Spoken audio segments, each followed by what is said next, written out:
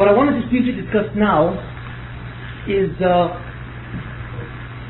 other midah that we've really ignored to this point in Chazor, and we mentioned it before and so on, and that is the hanhagat hichud. What fundamentally we said was that the Bnei Shalom, that the first hanhaga which emanates from the Bnei Shalom was the hanhagat hatova. You recall.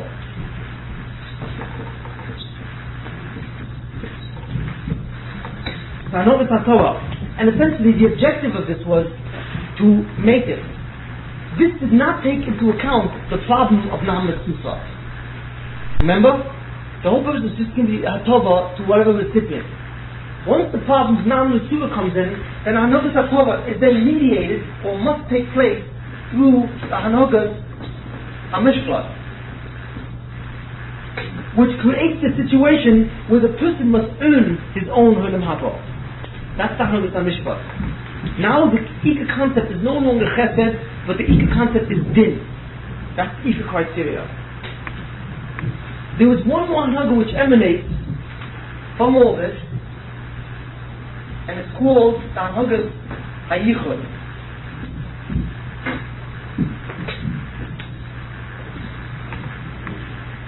If you recall, we said, where does the hanhagat hichud come from, and what is its objective?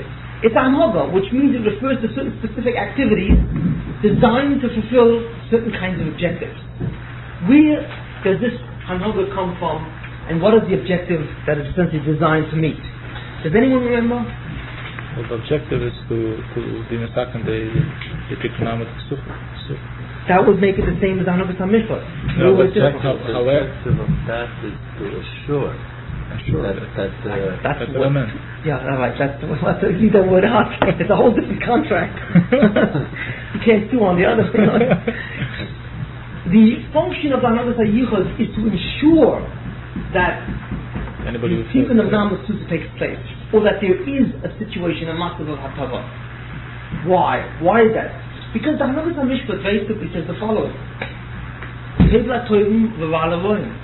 if you create your Olam Haba, you have your Olam Haba. If you don't create your Olam Haba, you have no Olam Haba. That's the thing. Which means that there is a possibility in reality that there will be no Olam Haba. But how will that fulfill the hanhagat hatova? Well, the possibility that the possibility that the hanhagat hatova will be frustrated. Once you say that the hatova is conditioned on Na'am Sufa, right? That's a condition, and therefore you create the hanhagat hichud and hanhagat mishpat. Then it is possible that this will never materialize. Because if no one does the job, then no one gets the reward. So then the hanhagat hatova remains blank. I mean, theoretically, that's theoretically not possible. It is possible. Why not? Because otherwise, it's something which Rabban Shalom wants to be done. It has to be done. That is the problem. Right? Theoretically, it's possible, but in reality, it could have never happened. Even if you wouldn't have a right. You cannot. Right? Because that is right. That is an abuse. Okay, so then we are forced to bring. Right. That's right. And so the problem is that with hanhagat hamishpat alone, it is possible for the entire world to be nechlam. That's what it is. The whole oidam is midden the ibud, and it's nechwav, and that's the end. It's mamish possible from hanhagat hamishpat. Now, hanhagat hamishpat is not concerned whether or not you get olam haba. Really, it is in a sense. It is more fundamental. Hanhagat hatova, which lies in hanhagat hamishpat at this point, is concerned that you get olam haba. Hanhagat hamishpat in its chesonius is concerned that you get hanhagat hamishpat, that you get olam haba based on your deeds or your schus. You see, hanhagat hatova in its pneumius is in the hanhagat hamishpat. So the problem is, okay, so therefore we say, so what? So a person will not, so therefore the hanhagat hatova will be frustrated. So what? The answer is, it's not so what, it cannot. Why? Because the hanhagat hatova is essentially the rotten, the fundamental rotten that started everything. Where the Bnei Shalom is the Toiv Yametiv. The Bnei Shalom's rotten, like we once said, is him. See, the Bnei Shalom is not separated from his rotten like we are. For example, you have a will. At different points in time, your will has different kinds of directions. There's you and there's your will. You express your will. The Bereshim doesn't express his will, he is his will. He and his will are the same thing. We cannot understand what kind of Messias that can be. How can something be his will and his chokhmah and his koyach and his Messias all at the same time? We cannot understand that kind of a Messias. The reason why he is everything, he is all his midos, fundamentally, because he is existence. So every midah must exist in him, in his essence, as existence. Which means that when the Bereshim has a Ratzon, that Ratzon must be, just like he is pure existence, his will is pure existence. But the definition of existence is that it is. So therefore his will is or must be. So the Ratzon HaTehitiv must be. You see. So the Shayla is, if it must be, how to do it? So therefore, out of the Messias of the Bereshim, you see, out of the Messias comes out of the Yichud. And that's why it's called Yichud.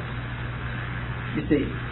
Because the aspect of Yichud of the Bereshim, the thing which defines the Bereshim's Yichud, is that he is pure existence, and therefore he is pure independence.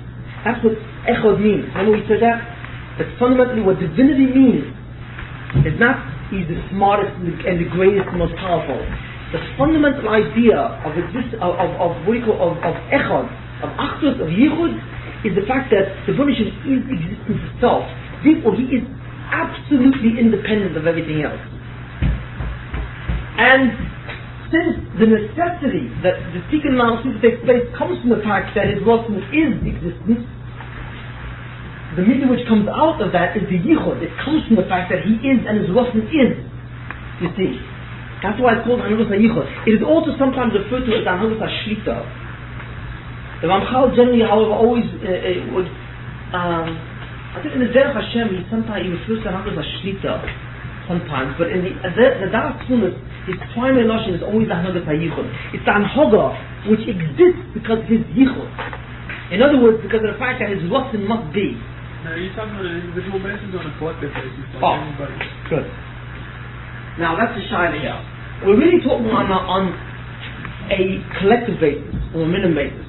The guarantee of Hatova means that there has to be a mative to a Zulasai. There's got to be Hatova means there has to be a Zulasai. There has to be someone else that is mative to. Who is the Zulasai? How many Zulasai? You see. Well, when Adam Rishon was alone in the Gan, right? How many Zulasai really were there? There was only one Zulasai. And it was all Torah in that Zulasai. He was supposed to be the hope of mankind. He was the hope of the Hanhagas HaTova. You see, everything was all that, possibility and hope was put into Adam Rishon. Having failed, he no longer was the key recipient now of that Tova. He was, like we said before, fragmented, and many people now have to take the tachlis that he once had. How come Hanhagas HaYichud didn't take care of it at that time? It did. The fact that he lived on. Another chance. And he got another chance. He was fragmented and lived on. Well, let's discuss this one second, this point that you're bringing up. What you're asking is the following. Okay, so therefore we realize the makor, or the shirish of Hanhagas HaYichud. We realize where it stems from. How does it work? That's the problem. Well, we define Hanhagas HaYichud as that series of activities which emanates from the Bereshim, whose specific objective is to ensure that the Tikkun of Na'am Super takes place. Okay? That's essentially what we've said. How does it work? Well, how does the Hanhagas HaTova work? How does it work? What are the activities that it would have to do? Well, number one, it's got to create a Zulasai. Remember, it's got to create a Masav HaTova. Put it together. That's it. What about the Hanhagas HaMishpat? It has to see to it that the Hatova is gained by Chus. So therefore it has to create another situation called the Masav of Ishtadlus, or called Elam Hazeh. You see, it's got to create a situation of Bechira, where there is a choice and where there is an effort. You see, that's what the Hanhagas HaTova is not concerned with Elam Hazeh. The Hanhagas HaTova is only concerned with Elam Haba. That would suffice. The Hanhagas HaMishpat says that in order to see that Na'am Soup takes place, we've got to also construct a new place called Olam Hazeh. So therefore the construction of the Yetzer Hara, the Yetzer Tov, Olam Hazeh, in all the way, the whole universe to where we know it, all the mitzvahs, all the Bechira, and everything which was created to serve the function of Olam Hazeh, which is the Malachim, all things, everything that was created, all came from the Hanhagas HaMishpat. Now, the question is, how does the Hanhagas HaYichud work? Okay, let me just first introduce that and say the following. That the Hanhagas HaYichud is a very strange midah. It's strange because it works in a way which is contrary. Well, I wouldn't say contrary. It works a way which that we cannot understand it in terms of its real logic. It's radical. It's very radical. If you use the word very radical. First of all, it's very hidden. It's very hidden. It's very difficult to see when it's there, when it's operating. Very difficult. The only time we know when the Hanhagas HaYichud is operating is when the Hanhagas HaMishpat is not. In other words, when you look at a situation and you don't see any din, when you look at the world and you say, when I look at the world, if you look outside today and you read the newspapers and you look at the whole Bria and you say, I'm mammon the Gon Shalom and I'm mammon the Torah and the whole Ashkar Chodesh.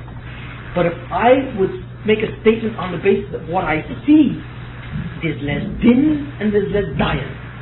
Because there are Rishoyim who are Matzliach, there are Tzadikim who are until Matzavim, the Tumah and the Sheker is like all the way up, and the Emes is Mushlach al Alza. You see, everything is topsy-turvy. You see. So what we're seeing is almost a withdrawal of the Hanhagas HaMishpat. When you see a world where there's a withdrawal of din, then you know what? What is operating? Why is that? What is operating? Yichud. That's what's operating. Now, get ya? Hanhagas HaMishpat tells you of the Hatov and Olam Haba, not after the Hatov and Olam Haba. In fact, you see the Shalom Mitzliach is only a Sliach and Olam Haba. That's not That's not Mishpat. No, it's not Mishpat. Right, so you're saying that doesn't really reflect the lack of Hanhagas HaMishpat, the fact that a Rosh isn't a Sliach. Well, there are aspects which do reflect Hanhagas HaMishpat. But the more you see things that don't make sense, when you see things that have no shaykhs to din, then you know that Yichud is working. Why? We're only seeing the test part, we're not seeing the reward. No, well, it's not. When you see what's called, does Hanhagas HaMishpat operate in Olam Haba too? Yeah. Only no. The only Olam Haba. No, but I mean, Hanhagas HaMishpat is saying that if you deserve it, you will get what? You will get a good Olam Haba too, or only the Olam Haba? No. The Hanhagas HaMishpat, as far as we can understand, says, if you deserve it, you will get an Olam Haba. Olam Haba. Yes. So. But the Hanhagas HaMishpat went ahead and created an Olam Haba. It created an Olam Haba. It created both. And then it created all the conditions necessary for the Nisoyan. And then it also determines whether or not you pass the Nisoyan. And it also affects the din. If you fail, it cuts you off from the Olam Haba. If you pass, then it puts you there. So Rishonim are cut off, Tzadikim are kept on, or whatever the situation is. Right. So therefore the essence of Hanhagas HaMishpat is Midah Keneged Midah. That's its essence, or what we call din. If you do a good Ma'aseh, then you get rewarded. Rewarded in Olam Haba. In Olam Haba. The fact that the Tzaddik doesn't get rewarded here still can be Hanhagas HaMishpat working. But it means other thing also. You get rewarded in Olam Haba, but it also means you also get a great opportunity to keep on getting rewards. But your life also has a certain level of satisfaction here too. You see, all that's why you get used to it as such, really. You know what it basically says, you're right, the Ika, the Keren is in Olam Haba. But if a person is a tzaddik and really works hard and so on, then you would think that he would be continuously facing positions. But you do get caught. You do, even the parents of that car, the Keren is in Olam Haba. Yes, after Bishrosh Titash. Well, the parents of that car is also in Olam Haba. So Hanhagas HaMishpat says that you're a tzaddik and you're really an ish toiv, you get tzchar in Olam Haba, and you also get a good massive in Olam Haba too, really. You get parents, that's a small amount, interest, and so on. But you don't get Yisurin or Tzoros or Dayan. So Hanhagas HaYichud is a competing force with the Mishpat then. The very word is not competing, but it's an inverse force. But in other words, does the Mishpat withdraws by necessity or by force? Okay, the interesting mechanics of it. Okay, right. Well, one thing, but I don't see the relationship of the two.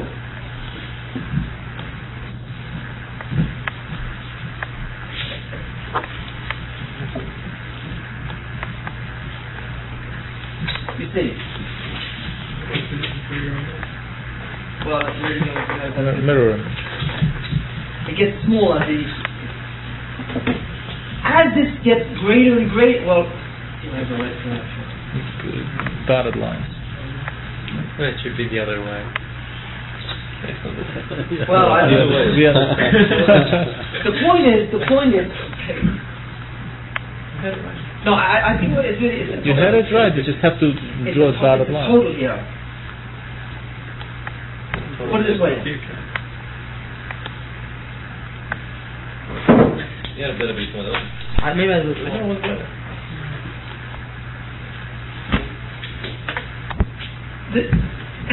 There's a Tova Hanoga which is one of the worlds from here to here. That line is composed of a Hanoga Yichud and Hanoga Mishpat.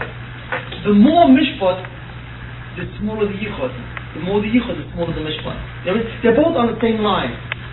You see, there's an inverse relationship. But the Mishpat where the sum total of both. You know, it's really what it is. It's like this. The equation is x plus y, let's say, equals 10. Right? X is the Hanoga Mishpat. Y is the Hanoga Yichud. Right? Okay. So the larger this number becomes, if this number is 1, that's 9. If this is 2, that's 8. If this is 3, that's 7. You see how it goes? That's how it is. The sum must always equal a constant. You see. So, since the sum is always a constant, the larger you make one, the smaller is the other. But wouldn't Mishpat always control Yichud rather than the other way around? What controls what? We're not concerned now what controls the amount, but they work on an inverse relationship. So in other words, what you basically see is that and you can see it in Ayim. It's not. There's a beautiful statement of the Ramchal. I don't have the Derech Hashem here. No, he's got a statement there. He describes the world according to Hanagos HaMishpat and the world according to Hanagos HaYichud. It's a beautiful description. It's narratively wise, and it's incredible. And when you read it, he's like, it fits this world, Hanagos HaYichud. And what are the expressions? He says the expressions are what do you call it? There's tremendous Ra in the world. Rishon Matzliach. The emes is Mushlach Ata. Emes truth is held in contempt. The only thing people are concerned with is Botza, profits, and Homos and Gezel. That's all they're concerned. There's incredible Gaiv in the world and so on. There's also a tremendous amount of Yeshu in the world, and there's Taurus Rabbim, and there's that's the world. That's the Mishpat. The world of that's the world of Hanagos HaYichud. The world of Hanagos HaMishpat is a world where there are tzaddikim, but that tzidkus is respected, and emes, and advar. This is the model that we all go after. You see, this is the kind of thing and so on. And emes is respected, and people are concerned with truth and madrega and chokhmah and so on. And there's shalva in the world, there's peace, and there's not war, but there's really shalva, and that there's health. That's the world called Hanagos HaMishpat. You see, and it's an incredible thing, and that the world, depending on the amount of the world, you can see what's running the world, essentially. So the point is that they are on inverse relationships, because what happens is that these two really have the same goals, but this ensures this goal. So what happens is the Hanagos HaMishpat works in the following way. The Hanagos HaMishpat says the following.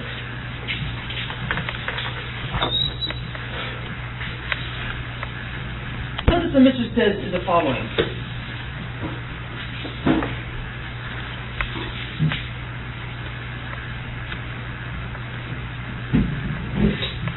The world, the status of the world in terms of, I should put it like this, the world status in terms of tikkun or kilko. Tikkun means where the world is fixed and exists in a state of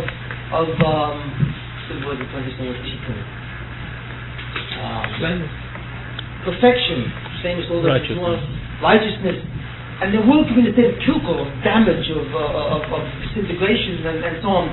What it says is the Hanagos HaMishpat is concerned with the following. The Hanagos HaMishpat wants to see this objective. This is the objective it wants, but it cannot get that objective unless there's zchut to bechira. You see, the Hanagos HaMishpat works fundamentally through bechira. So the Hanagos HaMishpat wants this.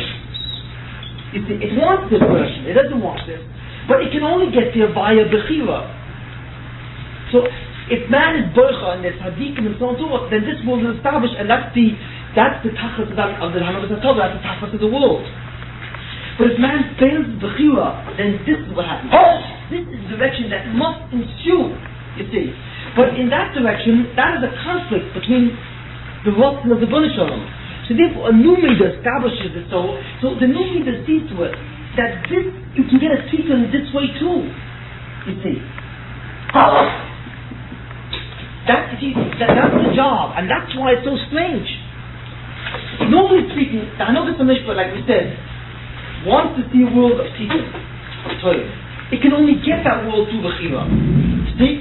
When there is Bechira, then the world is in a massive of tikkun. Right? It is the Torah, correct? But if the world is not going to the Torah, because they're showing the world all over the world and so on, then the world goes downhill. Because the Mishpat says, Kiyovad, Kechorev. You know, that's to be destroyed. Mishpat demands Churban, Kilkul, just as much as it demands Hatova. That's the nature of din. So then, what happens here? What does the Banishim do at this point? What the Banishim does is create another midah called Hanhagad HaYichud, you see, which has to massacre the world through the Ra.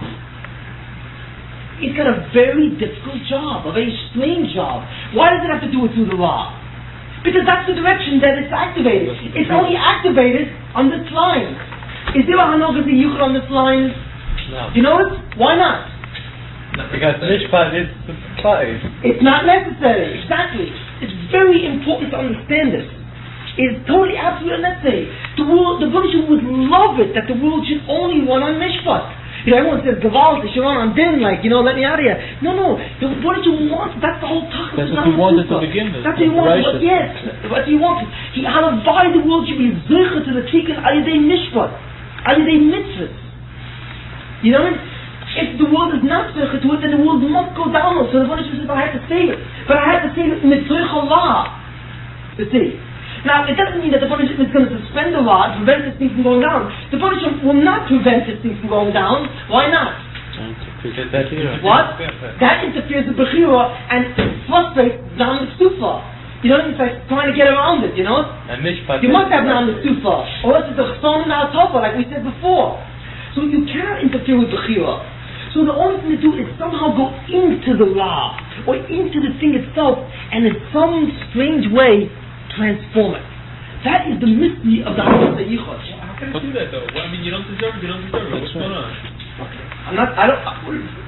Let's not look into the mechanism. Let's just understand so far how it works. How it does it is an amazing thing. Let's just look where it works. It functions in this mode. You see, mitoch the Ra to bring a tikkun. So therefore, when the Banishim says, you see, and you see this in the Pasuk. You see, for example, opening the Pasuk. There's so many psukim on this. For example, in Myrav, V'nema kifod Hashem es Yaakov u'goal miyad chozak mimeno. What's miyad chozak mimeno? V'nema kifod Hashem es Yaakov. The Banishim redeemed Yaakov, right? That which is mightier than him, it saves him, it redeems him from that which is bigger, right? Right? What is bigger than Yaakov? Well, what does it mean, the pasuk there? Ugoar miyad chodach mimeno.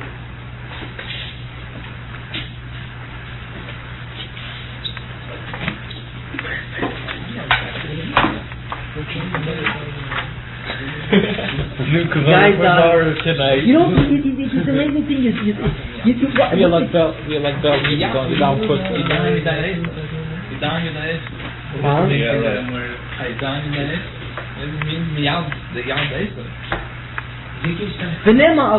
V'nema kifoda Hashem. V'nema kifoda Hashem es Yaakov ugeolo miyad chozak mimeno. What's chozak mimeno? What? No. Yaakov refers to Klal Yisrael. Kifod Hashem, the Banishim will redeem Klal Yisrael, u'ga'ola, and will redeem it, right, and free it, and bring it to miyad chazak, that which is stronger than it. What's stronger than it? The din, the kitluk. Because what it's saying is the following, that even though Klal Yisrael is not zoicha, because when Klal Yisrael in Hanhagad HaMishpat begins to go downhill, it's chazak mimeno. Because it's going to destroy it. Without the Hanhagad HaYichud, what does this downhill road say?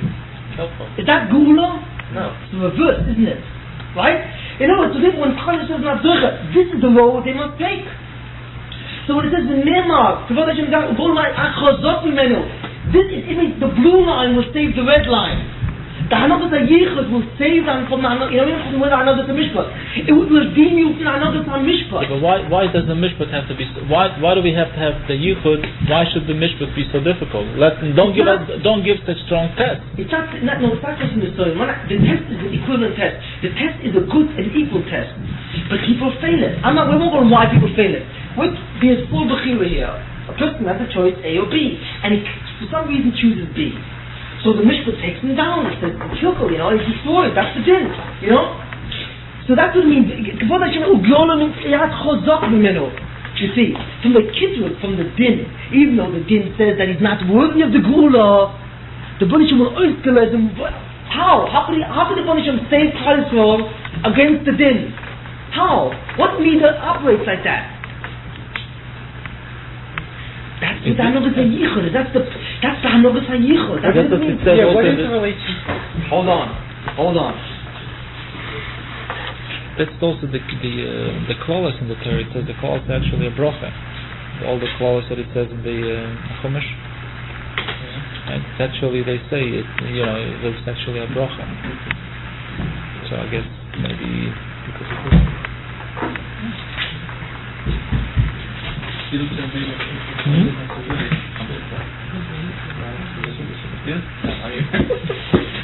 understand what I'm saying? When it says here, Ki lo yitoy shamoy, that's nachros lo yirazoiv, Ki lo yitoy shamoy. What do you mean Ki lo yitoy shamoy? That the Banishim will never abandon Klal Yisrael. Why shouldn't he abandon Klal Yisrael? Why not? He should abandon Klal Yisrael. Under what condition? On the mishpat, to his thought. Because that's what the mishpat is. Mishpat says, Toiv la Toiv L'Ayim L'Ayim. Who's to say that the Yidden today are, maybe there are Christians that the Yidden have, the thing was that Kilo Yitosh is always in the koyach of Hanaghat HaYichud. Kilo Yitosh means no matter what. No matter what. And where you see this explicitly available. You see many, and all over, but do you see, the reason why you're not accustomed to it, whenever you see psukim, tefillas, if you look down and you look in tefillas, you will see in every tefillah at least 100 references to Hanaghat HaYichud. Except it's not called the Hanaghat HaYichud. What you always see is a reference that the Banishim will always be Gol Klal Yisrael and be matzliach and what do you call, always overlook the chatorim and bring them a gula apapi, you know what I mean? So, where do you see this also? You see this in Ashrei, in one pasuk, which is often, Tzadik Hashem b'chol dvochov, v'chosid b'chol ma'asov. Right? That's the pasuk. Tzadik Hashem b'chol dvochov, right?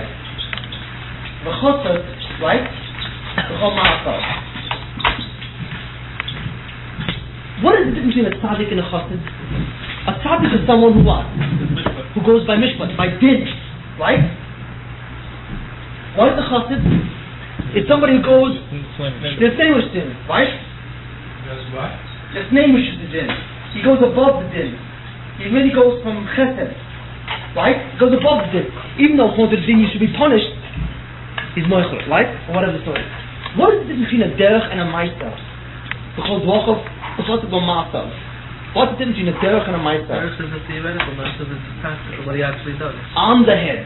A derech is a theoretical midah. The derech is, I have a derech. My derech is to go this way. That's my technique or my method. A derech is a method.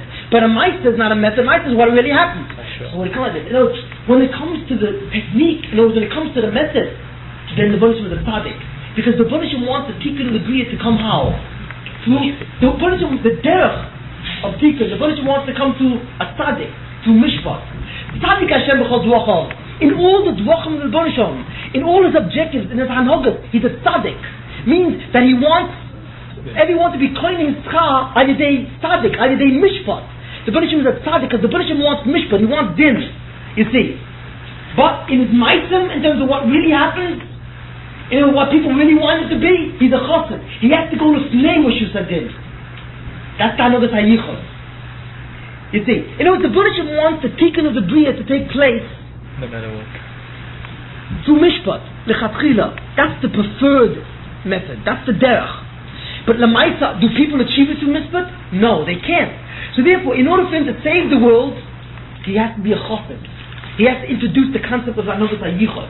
The chassid become item. When it comes to actually saving the world, he's a chassid.